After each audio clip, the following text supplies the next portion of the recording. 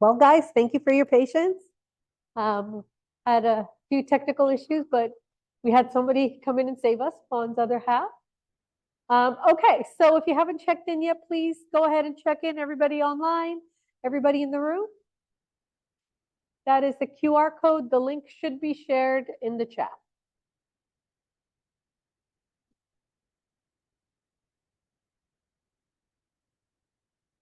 Okay, so we've already done August 19th, but today is sales and financials. I'm going to try to get this a little quicker than we know. Oh, no, we're only 6 minutes late. I should be good. So we're talking about sales and financials today. So commit, predict, measure, analyze, and predict again. This cycle is a process you repeat throughout the life of your business. It'll help you understand how your business is doing and set a framework for the decisions you make. This is your path to profitability. So predict, you'll make various predictions, assumptions, or estimates of financial activity, such as for pricing, number of products sold, cost of products, marketing expenses, etc. Measure, once you begin operations, you'll measure your actual results through some accounting system, checkbook activity or banking system. You'll also track operational metrics such as units sold by product, etc.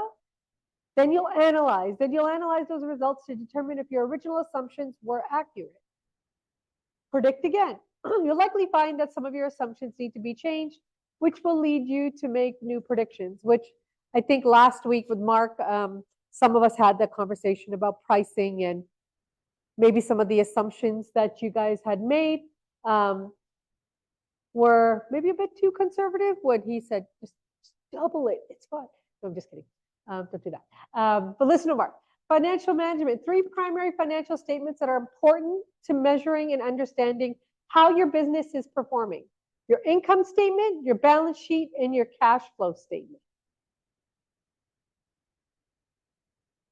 Income statement. An income statement shows whether or not your company is profitable over a period of time, typically a month, but sometimes for a quarter or an entire year. There are many names for the income statement, including profit and loss statement, P&L, or statement and earnings. Remember, net income equals revenues minus expenses. So revenues is numbers of units sold times price per unit, and your expenses are cost of goods sold plus operating expenses. So here are some, just kind of understanding what some of your expenses would be. So research and development is an expense. Sales and marketing, so advertising and marketing, website costs, all expenses.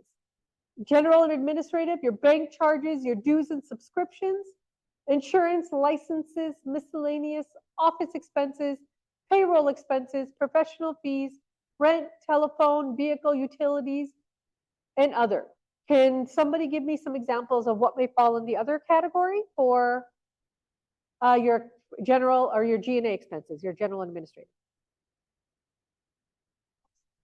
Postage. That's right, because you're sending a lot of your jewelry and different items through, I'm assuming FedEx, UPS, USPS. Hosting fees for your website? Yep.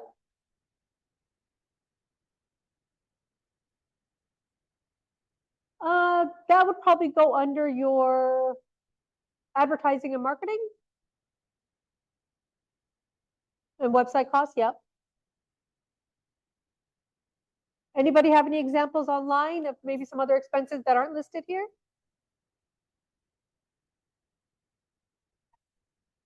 Packaging.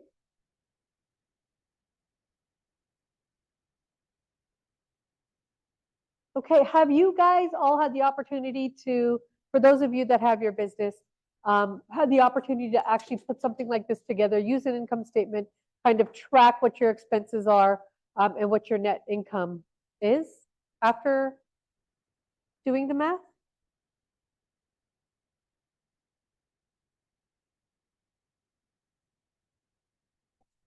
Yes? Were you surprised? You made less than you thought? That's, I mean, and that's, I think, where we come back to, help. I think that's where we come back to here. for your pricing, right? Is you predict, you measure, you analyze, then you predict again. So once you analyzed your cost or your expenses, you realized, oh, I'm not making as much as I thought. But yeah, I think that's a reality for a lot of new entrepreneurs, and even some entrepreneurs that have been in the business for a while, and they see the cost of goods or their cost of material or whatever is needed for your product increases, which is why you need to continuously analyze as well. Okay, income statement simplified. So net sales, sometimes called total income or revenue, includes the running, the running shoes and apparel that Run KC sold to customers during year 2. If Run KC sold 5,000 pairs of running shoes for $75 each, the 375 would be included in the net sale of 524,000. Cost of goods sold, or COGS, includes what Run KC paid vendors for the cost of running shoes and apparel they sold. Each pair of running shoes cost $30, and they sold 5,000 pairs during year 2. The 150K would be included in the COGS of 288,000. So that's your cost of goods sold. Operating expenses include salaries, benefits, rent, marketing, travel, and depreciation expenses, to name a few. And bottom line of the income statement is net income from our equation. If you guys have not done this already, you guys should definitely do something like this, put it on paper, just so you kind of understand.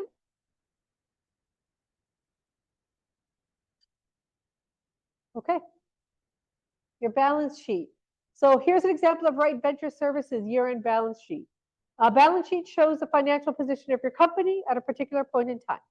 Shows your assets, your liabilities, and equity. It is a report of what you own and what you owe. Net income appears in the equity section of the balance sheet, and at year end is consolidated into retained earnings. Assets equals liabilities plus equity.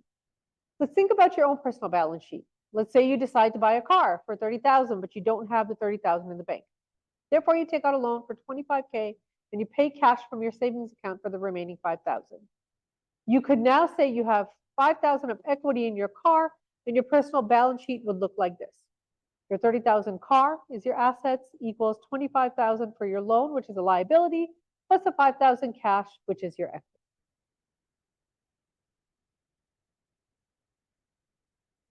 Your balance sheet simplified. Did we already do this? Oh, okay. It's the same. Okay. So current assets can be converted into cash within 1 year. Examples include cash, accounts receivables, and inventory. Non-current assets are longer-term investments like property, plant, and equipment.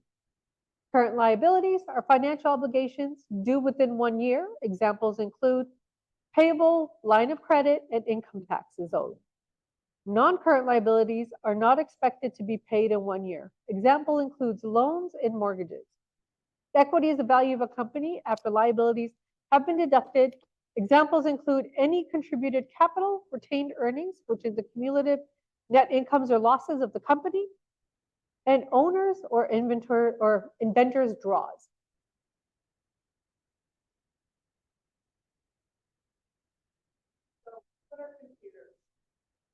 Any of the things that you buy for your company, they probably have a lifetime that is recognized by the IRS. And so you need to understand what the lifetimes are. If you're going to have a really accurate balance sheet, a balance sheet usually only wants to be seen by a banker or an investor, and you should look at it so you understand where you are with your business.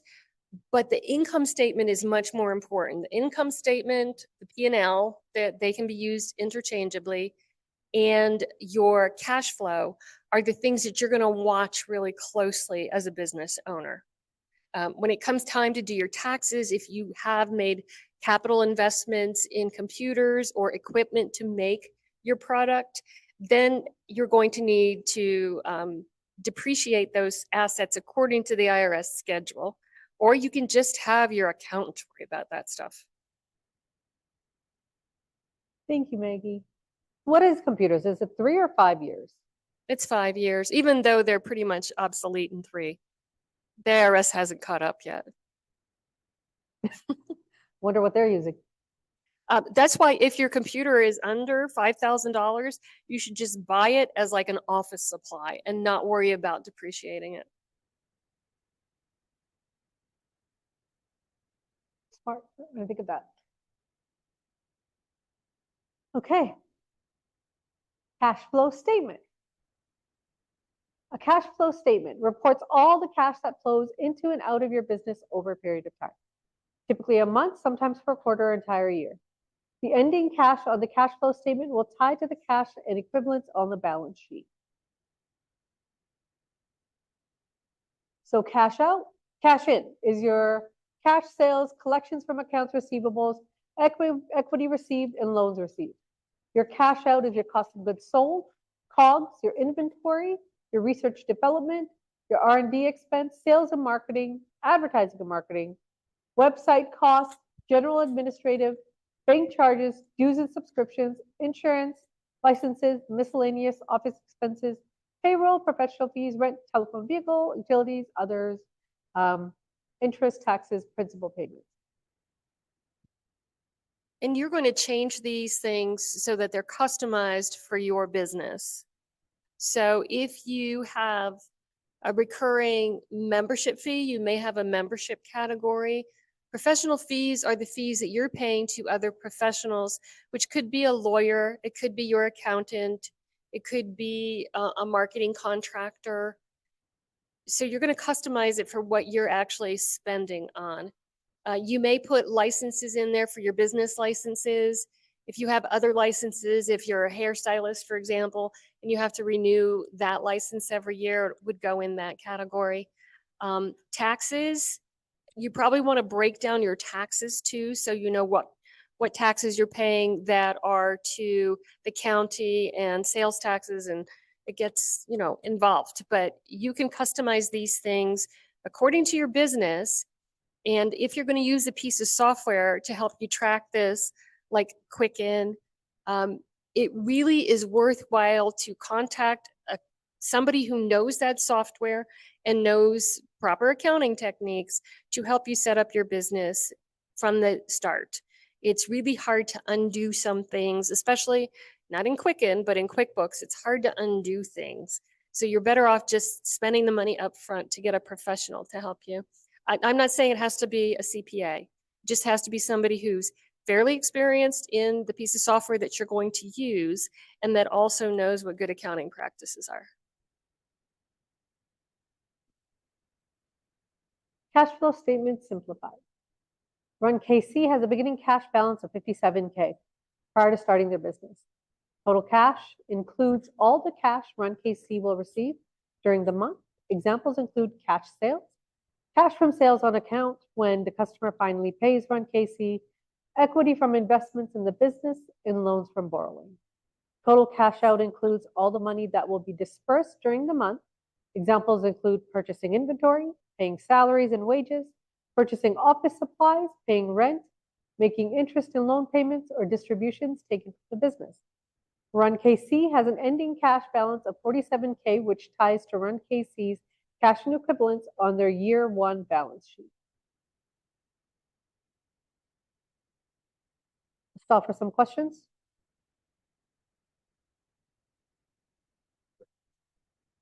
Well, it's not that you're losing money. It's that you have to pay for certain things that will go out. So it's understanding what you're actually making.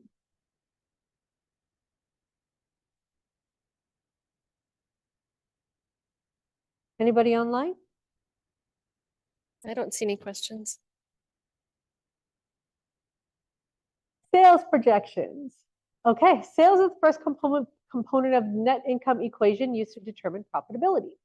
Net income equation used to determine profitability. Sales minus cost of product service equals gross profit minus operating expenses equals net income. Because of the importance and complexity of projecting, this is a very critical component of profitability. Many entrepreneurs used a multifaceted approach to projecting sales. So you have your comparative. Comparative is very difficult for small businesses to do, because you're making a guess at the sales of other competitors. If you were getting into public companies, then that is public knowledge. But for a small company, a small business, this is really hard. I do not recommend this. It's hard to do. And then Yeah, move on to average. average. So you have your average, which is basically the cost over a certain amount, or average customer sales over a certain amount of time. And then your bottom up, which is cost of sales plus expenses, expected profit, projected annual sales. Now, you want to add to any of these?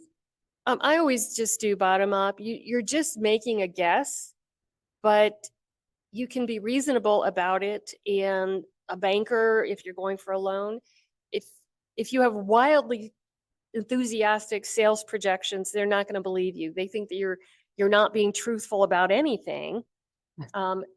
So when you're starting off and you ramp up slowly in terms of what you think the sales are going to do, you gain a couple customers every month, then that's reasonable and conservative. And so either your investors or your banker is going to think, okay, that's reasonable. If you are doubling your sales every month, which could happen, in a perfect world, but you can't plan for that. You need to be realistic about it if you're trying to get other people to believe in you. Any questions? No? No, not in chat. All right, let's skip this. Average sales approach. To project sales using the average sale method, you'll need to leverage your industry research and count the number of sales transactions you expect over a specified period. For example, a restaurant may expect 60 customers on an average day. The restaurant owner figures the average price of each meal sold. If the owner expects the average price per meal to be $15 and the annual sales volume is 328,500, 60 customers times 15 times 365 days. Make sense? That is very much like the bottom up. Yeah, go ahead with the question.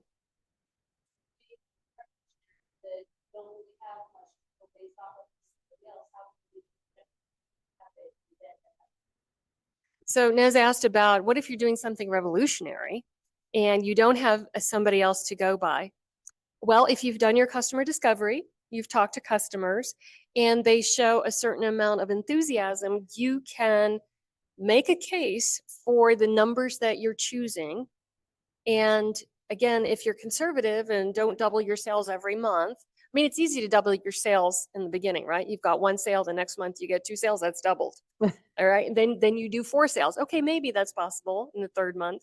Then you have to get to 8 in the 4th month. So you can't continue to double. It's just, you can maybe get away with that for the 1st year. If you have a product that people go, aha, yes, I recognize the need for this product. And then you will have excellent customer discovery research that you've already done. And then if you're talking to investors or a banker, they will also see, you're on to something here. So then they might believe that doubling for a while, but then you have to be a little bit conservative. Was that a good enough answer, Nez? Okay. Bottom-up approach. The bottom-up approach is more mathematical than visionary, but still relies on industry research. In order to prepare this projection, you'll need to estimate your annual cost of goods sold and all of the expenses you expect in your business. These total costs plus the amount of desired profit represent your projected annual sales. And if you take this on a month-by-month basis, then it's easier to eat the elephant one bite at a time. So instead of trying to think about things annually, look at it month by month. You're going to figure out what your expenses are. You're going to make assumptions about your sales. You should know what your cost of goods sold is going to be, because you can do research on that. You can find out what the component parts are going to cost, or in the case of our friend who wants to do newsletters and stuff for politicians, his expense is going to be in people to create those newsletters and create those surveys. And then his hard costs are going to be in the servers, in the computer, in the web time. And so he should be able to do research on all of those things. He's going to shop around for the internet service provider he's going to use, one that is not going to overcharge him in the beginning, but will grow with him. And so you definitely have the ability to do this type of research before you get started and base it on that. And then you can always adjust in 6 months, or if you somehow make a great connection with a service provider that's willing to give you a discount for a certain amount of time so that your sales can kind of catch up with the amount of volume that you need from that service. Any questions online? No. No? Any in the room?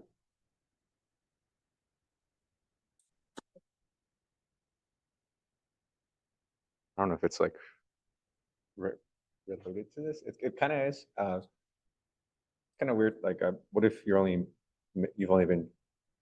only had sales for like 3 months? Is it still okay to use those 3 months as a projection into like next year? Or if you're trying to raise money, I think it's like a 10-year valuation, right? You use that to like get a valuation.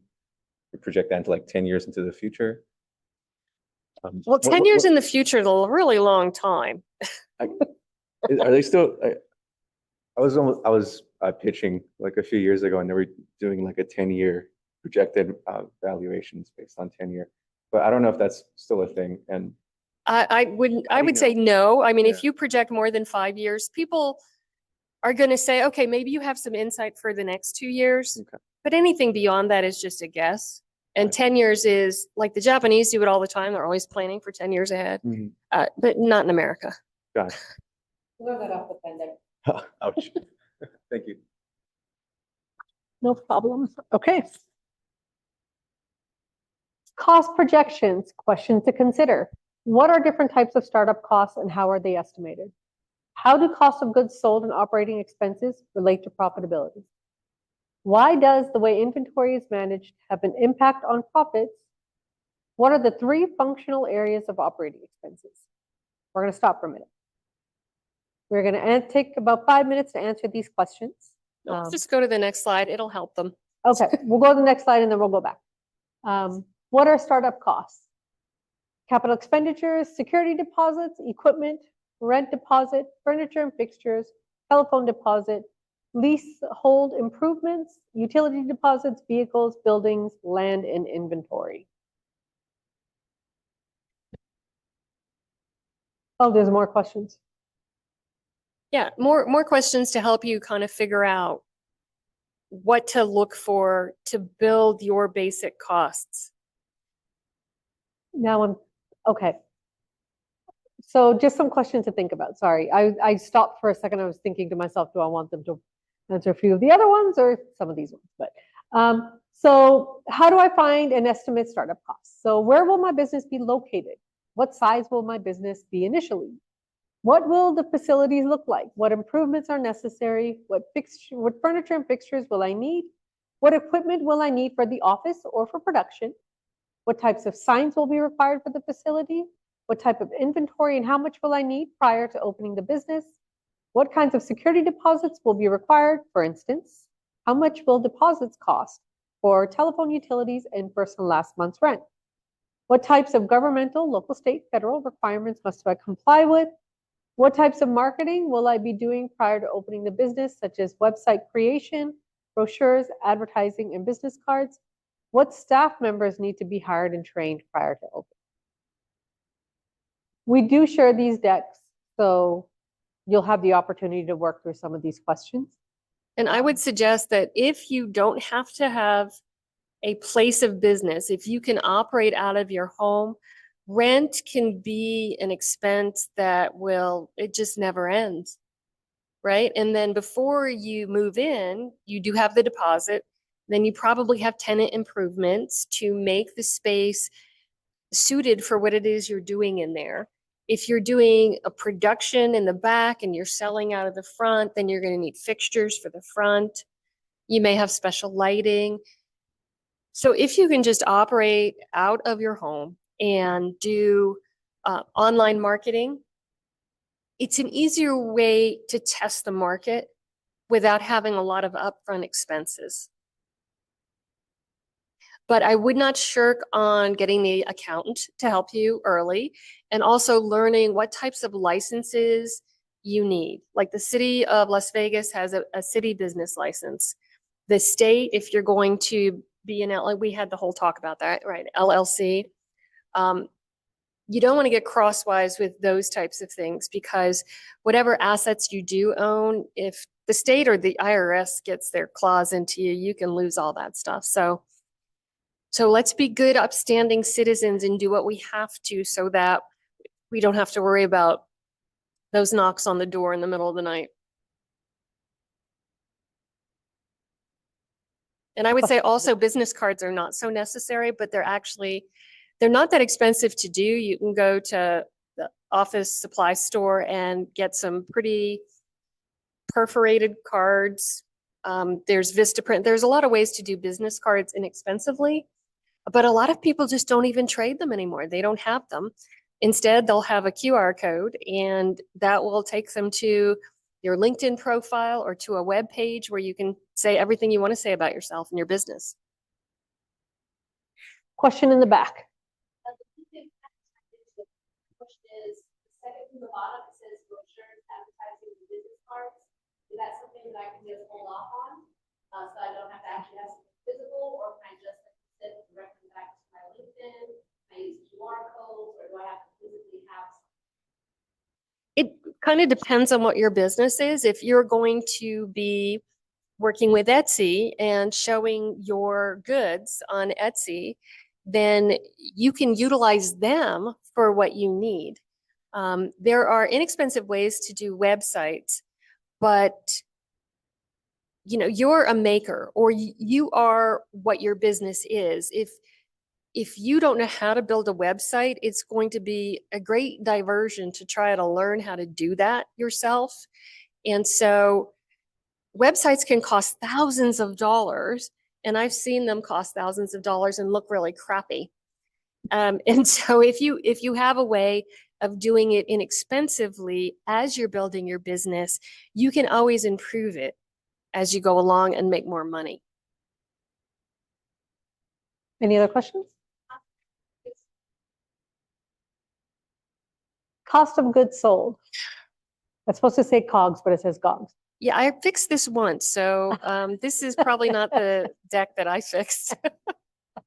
Labor plus cost of materials and parts equals cost of goods sold. Labor plus cost of direct supplies equals cost of sales.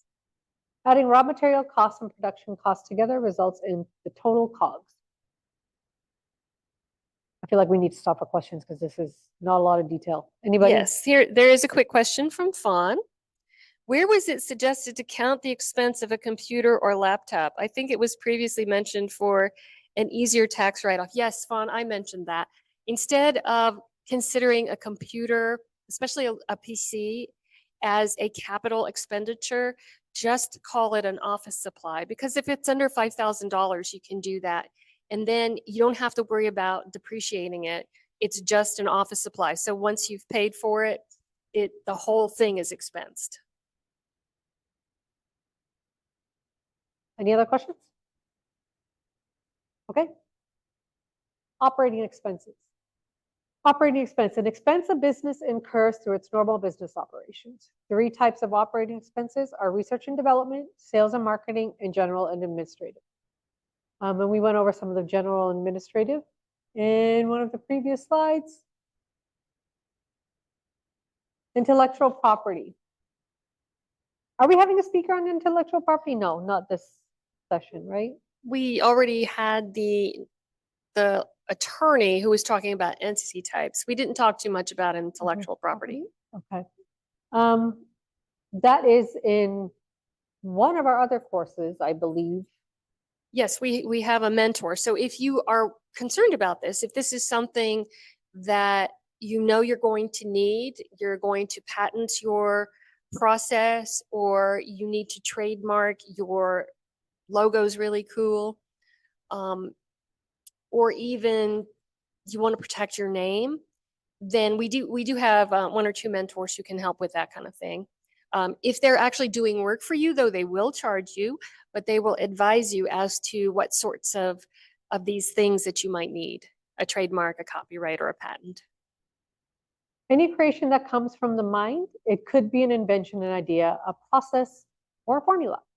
5 main types of IP: trademarks, copyrights, patents, trade secrets, and confidential information. Brand name and logo are trademarked. Artwork on the product is copywritten. Design is patented. Formulas and processes are trade secrets. Financial performance is confidential information. And anybody that's on the Slack channel, if you do want to reach out to that mentor, just drop a message in Slack and we can share that information with them or connect them. Yes. Laws and regulation and contracts.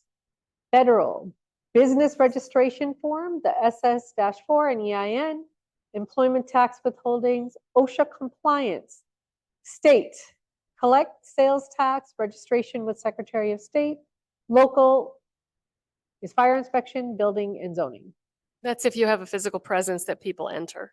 which Maggie says, try to work out of your house. Contract equals one party makes an offer plus another party accepts plus each party contributes something of value.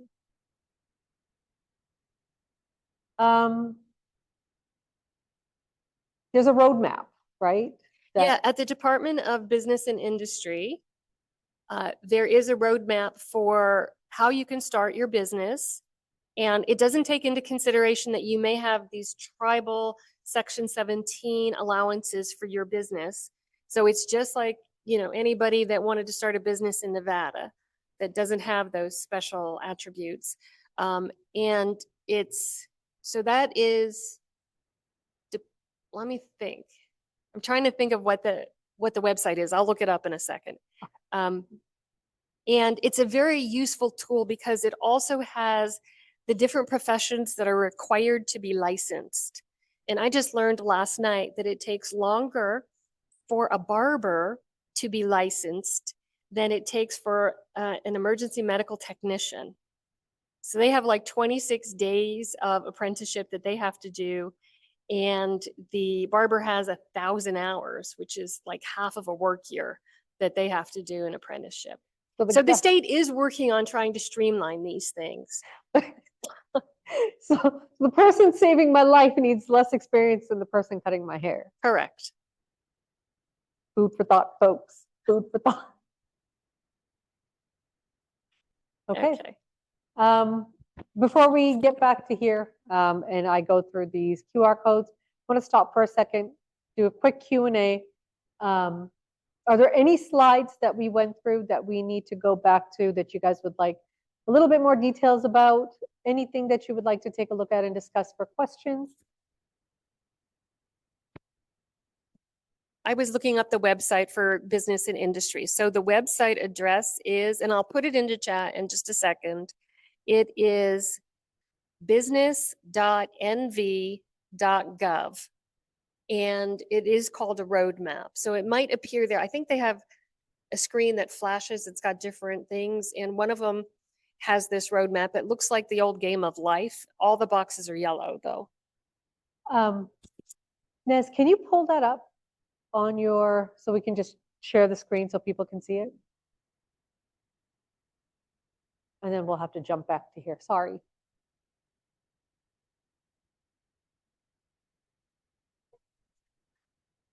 Oh, business.nv.gov.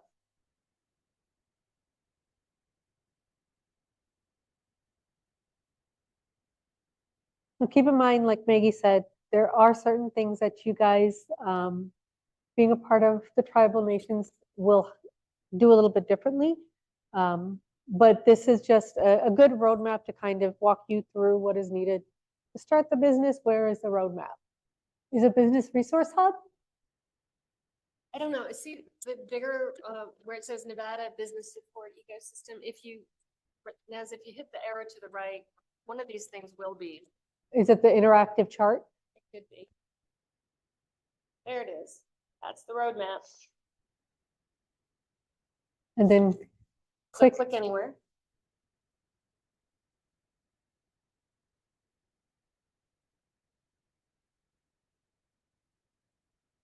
And if you scroll, yeah, that's your roadmap.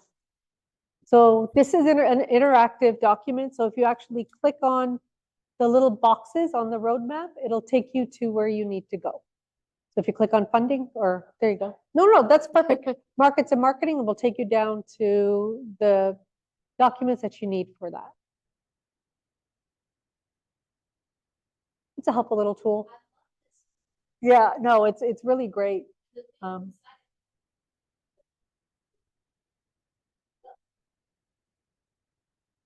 did a really good job with this. And I forgot the gentleman's name, but we do have some sessions on YouTube where the gentleman that comes from the Department of Business and Industry will actually walk through this roadmap and give a bit more insight. Licensing. It's on the left side. Yes, Marcel Scherer will come and speak with us.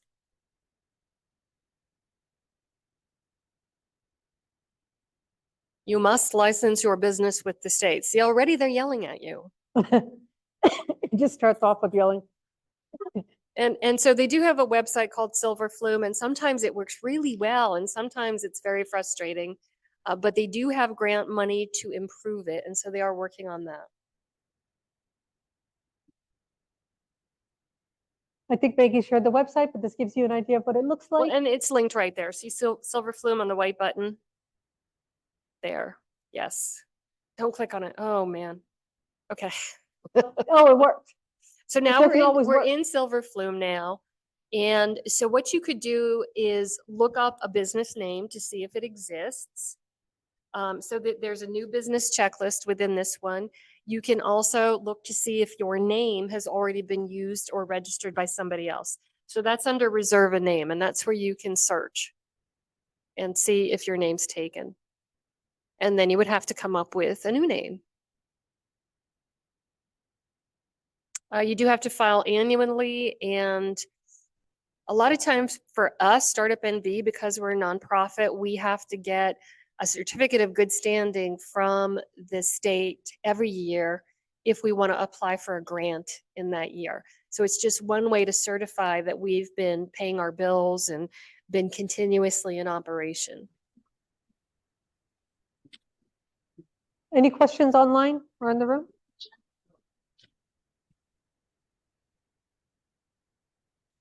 No, but Nez has put into our chat a reminder And some about Demo tobacco. Day. You bring some tobacco for me? Hi, did you have a question? AB, is that you? Whoops. No, Hi. Good to hear your voice. sorry. Okay. No, you're good. Okay, Nez, if you wouldn't mind flipping back to the QR codes, I'll just go over what they are. Please and thank you. So if you have joined us a little late, please check in. There should be the link in our chat as well for anybody that's joining virtually. If you haven't joined our Slack already, please join our Slack. If anything, so you can get a little bit more insight on the mentors and maybe the intellectual property stuff, that we can also provide you information and connect you to. Now, the big one in the middle, Demo Day sign up. Sign up for Demo Day. We like to encourage everybody. This is actually a fun activity. I think so. I think it gives you guys the opportunity to be in the room and do a demo in front of people that are probably just as nervous as you are, if not more. And a whole room with smiling faces that are all cheering you on and encouraging you to succeed. So demo days are always really, really fun because we get to see a lot of different, what has been in your head now in a demo, in a deck where you get to pitch it to us. So demo day is next Friday. But we do have our session at 3 p.m. Demo day is next Friday at 3 p.m. But we do have our next session. I'm just going to go back for a minute. Way back to the slide that has the upcoming schedule. Yeah. Oh, that was quick. Pitch Okay. practice and feedback. August 26th, 5:30 to 6:30. Maggie, are we doing that live or are we doing that online? Well, you guys have the option. If our demo day, we're trying to do that live. And so it's best to practice in the way that you're going to perform. So if you can come in and do it where you're standing up and looking at people, that is a different experience from doing it online. But if the only way that you can practice is doing it online, then we welcome you to do that. So you have both options for Monday. And then we will be available here and online to listen to you again, to offer pointers and feedback. And that's what we're doing on Monday. So it's really 2 days of practice if you want it. It's an 8-minute pitch. If you click on that QR code, it will take you to the form. And within the form, you just say your name, the name of your business. The form's not there. And you get to pick whether you want to go in the 3 to 4 o'clock hour, the 4 to 5 o'clock hour, or the 5 to 6 o'clock hour. Whichever hour works best for you. You have about 8 minutes. So the pitches are scheduled 10 minutes apart. So that allows for people to get up and to switch their slides and do stuff like that. So, and you will make slides, and you can do that in Canva. I know a lot of people have concerns about the slide deck itself. If you have access to Canva, you can make a slide deck there. Within Google, there are Google Slides, and you can make a slide deck there.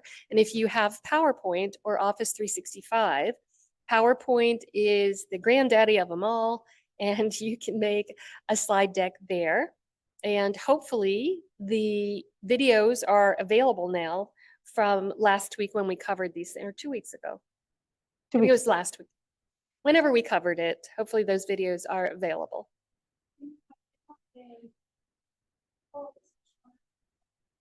Yeah, mine didn't work I out. was gonna say, the code's not working. Yeah, we will put it in the Slack. Hey. Well, Slack is a great way to put in a request. If you need a specific kind of a mentor, you have a specific question, then if we can't answer it, we'll find somebody who can help you. Nez, can you ask Cara to email it to our list for people who aren't in Slack? Yeah, good idea. All right, now that we've made you nervous, does anybody have any questions about the stuff we covered tonight, or preparing your deck and practicing it? So you have up to 8 minutes. You don't have to use all 8 minutes. You can make it 5 minutes. We just do hope that you cover those things that we talked about in the pitch decks session, which was problem, solution, market size, competition, your business model, how you make money, who's on your team, and then you should have an ask. And it doesn't have to be for funding. The ask can be for introductions or help in finding a certain kind of provider of resources, even just help with setting up your entity. So you should have an ask in there, and then a contact slide at the end. Remember, that's the most important thing. If you want to start dating somebody, they have to have your number or your email.